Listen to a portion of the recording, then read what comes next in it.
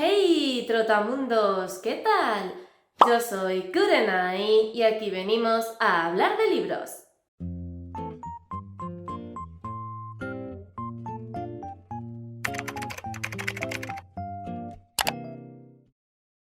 Por fin toca hablaros de todos los libros que leí durante el mes de diciembre. Tal y como veis en el título, este wrap-up lo voy a dividir en dos partes, porque durante el mes de diciembre tuve bastante tiempo libre y además me quedaban solo 10 libros para terminar mi reto de Goodreads, así que me puse las pilas y efectivamente terminé leyendo 10 novelas. Por lo que, como sabéis que a mí me gusta hablar bastante de los libros que leo y extenderme en mis argumentos, he decidido dividir este wrap-up en dos partes, así que hoy veréis la primera y la semana que viene veréis la segunda. Por lo que voy a empezar con los tres que no son de temática navideña, sobre todo para que el segundo vídeo que veáis sea full libros navideños.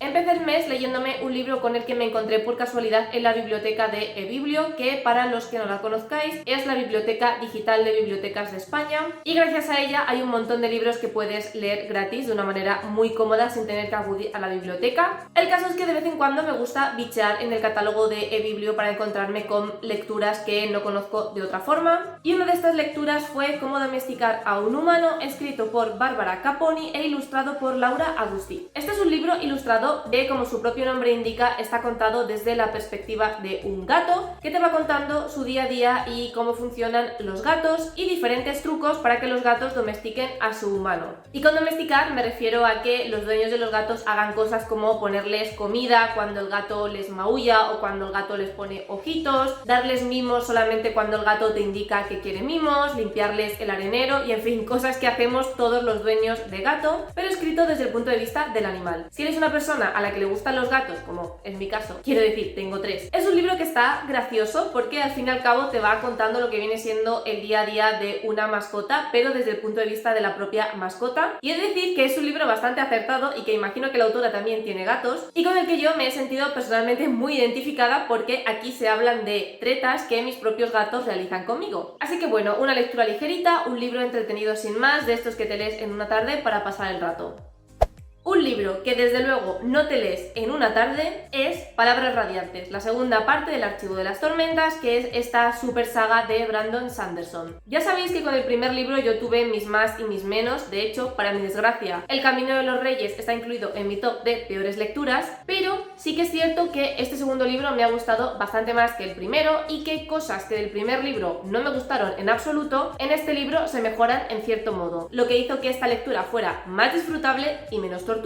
Algo que me gustó mucho de esta segunda parte, en contraposición con el primero, es que a pesar de que siguen siendo 1000 y pico páginas, sentí que era un libro bastante más ligero. Un libro en el que sí que es cierto que no estaban todo el rato pasando cosas, pero por lo menos no había cientos y cientos de páginas de pura descripción de ambientes y de personajes. Es un libro mucho más interesante, con más revelaciones, con más giros de trama, con mucha más acción. También es cierto que el primer libro es introductorio a esta saga, por lo que en esta ocasión el autor no tiene que explicarte tantísimas cosas acerca de cómo funciona el mundo y eso hace que el libro coja agilidad a pesar de, como digo, seguir siendo un tocho de más de 1000 páginas. Además aquí conocemos mucho mejor a los personajes, por lo que tampoco tenemos que ahondar tantísimo en su psicología y no es necesario que el autor nos esté machacando una y otra vez el cómo son los personajes, el cómo actúan, cuáles son sus intereses o por ejemplo cómo funciona el mundo y cómo funciona aquí la sociedad, porque son cosas que ya tenemos interiorizadas gracias a todo lo que nos contó en el primer libro, lo que le da pie a poder desarrollar muchísimas más tramas y subtramas de acción, cosa que yo le agradezco. Por ejemplo, un cambio notable e importante es el personaje de Dalinar, que fue uno de mis personajes menos favoritos del primer libro, porque para mí era un señor gruñón que lo único que hacía era contarte batallitas y poco más. En cambio aquí Dalinar es un personaje muchísimo más activo, que deja de estar en la retaguardia pensando en sus cosas y por fin pasa a la acción, y además también vemos cómo Dalinar interactúa con el resto de personajes protagónicos, por lo que no es un personaje aislado con sus batallitas, lo cual también le da bastante más dinamismo e interés al personaje. Ahora bien, un personaje que me encantó durante el primer libro, que es Shallan, se ha convertido sin duda en mi personaje más odiado del segundo libro. Sanderson intenta que Shallan evolucione a marchas forzadas e intenta convertir a Shallan en una heroína. La consecuencia de esto es que mete a Shallan en un montón de situaciones súper complicadas, de las cuales, teniendo en cuenta el bagaje de la propia Shallan y cómo es ella y cómo actúa, son situaciones de las las que de ninguna forma puede salir airosa. Sin embargo, por el poder del guión, Sanderson consigue que no importa hasta dónde meta la pata Shallan, no importa que se meta en misiones hiper mega peligrosas de las que ni siquiera el propio Kaladin podría salir indemne. Da igual, Shallan es capaz de salir sin ningún problema de cualquier situación complicada que se le pase por delante. Y yo lo siento, pero eso es totalmente inverosímil, yo lo siento, pero eso no casa en absoluto con el propio personaje de Shallan, ni con su desarrollo, ni con sus habilidades. Además, eso también le quitaba muchísimo peso al personaje, porque daba igual en qué situación la pusiera Sanderson, que tú como lector sabías que iba a salir sin sufrir ningún tipo de problema. Incluso en las situaciones que son peligrosas para Kaladin, para Dalinar o para Adolin, tú como lector no estás seguro de si van a ser capaces de solventarlas indemnes, a pesar de que son tres guerreros muy diestros y muy astutos. Por lo que cuando el autor te planta a esos personajes en esas situaciones tan complicadas, tú de verdad sufres por ellos. En cambio, en el caso de Shallan, daba igual en qué circunstancias estuviera el personaje, porque no había ningún tipo de tensión, porque tú sabías perfectamente que Shallan iba a ser capaz de salir de ahí sin ningún tipo de problema. Otra cosa que tampoco me ha terminado de convencer de este segundo libro son los interludios, porque hay muchísimos y la mayoría de ellos, bajo mi punto de vista, son totalmente irrelevantes. Y yo creo que son interludios que están ahí simplemente para forzar conexiones con otros libros o con libros más avanzados del archivo, pero son interludios que en este libro en concreto, para mí, no aportan absolutamente nada a la trama. Y yo entiendo que si están ahí es porque aparecen personajes que a lo mejor van a aparecer de repente en el tercer libro o en el cuarto, o vete tú a saber en qué saga del Cosmere. Pero para mí eran interludios muy largos, muy lentos, muy aburridos, que me estaban contando cosas que no me interesaban en absoluto y que lo único que hacían era pausar la narración. A pesar de todo esto, sí que considero que el segundo libro es bastante mejor que el primero, es mucho menos aburrido, es bastante más ágil y desde luego en este caso sí que me ha dejado con muchas ganas de continuar con Juramentada. Y ya el último libro no navideño que me leí durante el mes de diciembre fue Los Enclaves Dorados, que es la última parte de la trilogía de la Escolomancia de Naomi Novik. Tampoco os puedo contar mucho de este libro porque es una tercera parte y es el final de una trilogía, pero sí que he de decir que mi opinión es bastante impopular en este caso, porque la mayor parte de gente a la que he escuchado hablar de este libro coincide en que es el peor de la trilogía. En cambio, yo aquí tengo que ser la voz discordante porque es con diferencia el libro que más me ha gustado de los tres. Y aunque entiendo el punto de por qué a la gente no puede gustarle tanto, a mí me ha gustado precisamente porque es muy diferente a lo que hemos visto en el primer y el segundo libro. Para empezar, este libro no transcurre como tal en el colegio de magia. Os recuerdo que en la Escolomancia hay un colegio de magia al que tienen que mandar a todos los magos para aprender a defenderse de los monstruos que hay pululando por el mundo y que se alimentan del maná, que es aquella energía mágica que surge de los propios magos. El caso es que el primer y el segundo libro transcurren enteramente dentro del colegio, pero en el tercer libro, a raíz de lo que pasa en el segundo, transcurre fuera del colegio, lo cual a mí me pareció súper interesante porque a la autora le da la opción de poder expandir su mundo y podemos ver cómo funciona la magia fuera de esa educación, cómo funcionan los diferentes enclaves, cómo gestionan los recursos mágicos, etc. Por lo que para mí esto le aporta aire fresco en comparación con los dos libros anteriores. Además, esto hace que el libro no sea repetitivo, porque al fin y al cabo durante el primero y el segundo lo que estábamos viendo es cómo la protagonista va aprendiendo a lidiar con la magia, va aprendiendo cada vez más hechizos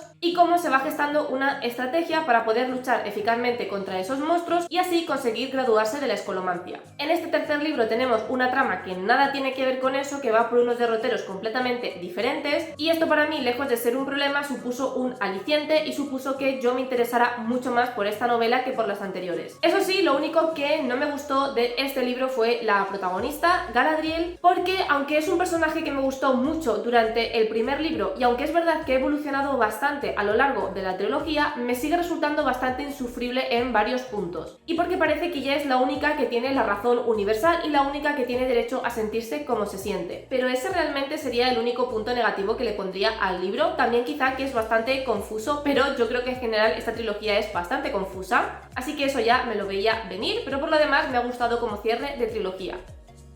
Y ahora sí, vamos ya con los dos últimos libros de esta primera parte del wrap-up, que en este caso ya empezamos con los libros navideños. El primer libro navideño que me leí fue Espectácula, que es un 3.5 de la trilogía de Caraval. Es una historia corta o una novela corta, como lo queráis llamar, que está ambientada en Navidad y que no es obligatorio leerse en absoluto para cerrar la trilogía de Caraval, que no tiene ningún tipo de información que sea relevante acerca de las tramas ni de las subtramas y que tampoco enlaza de ninguna ninguna forma Caraval y su spin-off, que es el de Érase una vez un corazón roto. Simplemente es una historia extra que tiene a los mismos protagonistas de la trilogía de Caraval y que está ambientada en Navidad. Esta historia no es absolutamente nada del otro mundo. Esta historia para mí por lo que destaca es por la ambientación navideña, porque es espectacular y en general a mí la ambientación del mundo de Caraval me fascina, por la edición que es absolutamente preciosa, que tiene unas ilustraciones increíbles y que os recuerdo que solamente podéis conseguir la edición especial. No recuerdo ahora mismo si es limitada o no, juraría que sí, porque no está previsto que vaya a salir ninguna edición normal. Es verdad que me ha gustado mucho porque está protagonizada por mi pareja favorita de la trilogía principal, que no os puedo decir quién es porque sería spoiler, y también me ha encantado, como digo, por esa ambientación navideña y porque sinceramente la pluma de Stephanie Garber a mí me parece mágica y la manera en la que ambienta sus historias, la manera en que crea esa atmósfera onírica es que me parece una delicia, pero lo cierto es que la historia en sí tampoco es para tanto. Digamos que la protagonista siente que la relación con su pareja está bastante fría, bastante inestable y no está muy segura de si su pareja la ama o no, así que decide aprovechar la Navidad para intentar buscar el regalo perfecto para esa persona y demostrarle que el amor que ella siente por él es puro y auténtico, y también espera que él a su vez le corresponda y que le haga un regalo que a ella la haga sentirse querida. Si os ha gustado mucho la trilogía de Caraval y si os gusta especialmente la pareja que protagoniza el segundo y el tercer libro, sí que os recomendaría que le dierais una oportunidad. Además que, como digo, la edición es preciosa. Y ya el último libro del que os voy a hablar en esta primera parte es Navidades Trágicas de Agatha Christie. Este es un libro que yo me leí hace muchísimo tiempo porque creo que he comentado en alguna ocasión que mi madre tenía la colección completa o casi completa de las obras de Agatha Christie y yo en su momento pues me los leí, si no todos, prácticamente todos, pero lo cierto es que no me acuerdo de nada. Sí que es verdad que hay algunos libros que tengo más frescos porque me impactaron más, pero hay otros de los que olvidé todo. Y este libro yo juraría que en su momento me lo leí, pero como no me acordaba de nada era como leerlo otra vez desde el principio. Pero bueno, el misterio que tenemos aquí es muy típico porque tenemos a nuestro protagonista, el señor Simon Lee, que es un señor de familia bien, que tiene su familia bastante desestructurada porque sus hijos no se hablan mucho entre ellos, tampoco tienen una buena relación con el padre, pero con la excusa de que son las Navidades pues decide reunir a toda su familia en su mansión y celebrar las Navidades juntos. Si habéis leído más novelas de misterio sabréis que esto no es una buena idea, porque juntar a toda tu familia cuando entre ellos se odian y cuando ellos te odian a ti en un solo sitio y en unas fechas tan señaladas, pues nunca puede salir bien. Como pasa en este caso, y es que Simon Lee termina siendo asesinado. Evidentemente todo el mundo dice que es inocente, todo el mundo dice que no tenía ningún motivo para matar a su padre o a su amigo o conocido, porque también hay miembros que no son de la familia que se reúnen para celebrar las Navidades, pero curiosamente tenemos por ahí por el medio un testamento que el viejo dijo que iba a modificar y que iba a cambiar ciertas cosas, entonces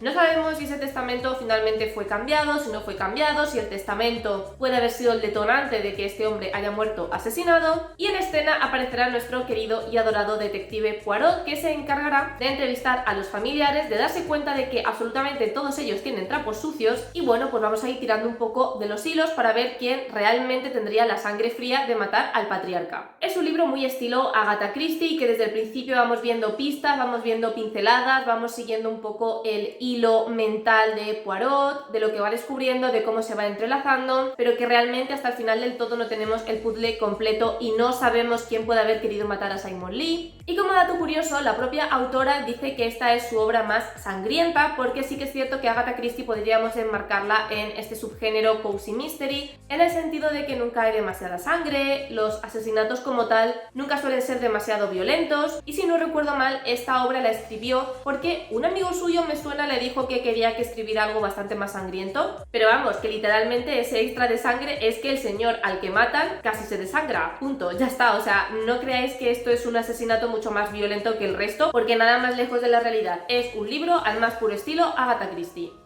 Y hasta aquí esta primera parte con los 5 primeros libros que me leí durante el mes de diciembre. Recordatorio de que la semana que viene tendréis la segunda parte y el resto de libros serán sí o sí puramente navideños. Recordad que podéis seguirme en mis redes sociales, Twitter, Instagram y el blog, donde voy siendo de manera mucho más detallada todo lo que leo. Que si os ha gustado este vídeo, que os gusta el contenido de mi canal, no os olvidéis de suscribiros. Os recuerdo que vídeo todos los sábados a las 6 de la tarde, hora española. Muchísimas gracias por estar un día más conmigo y nos vemos en el próximo vídeo.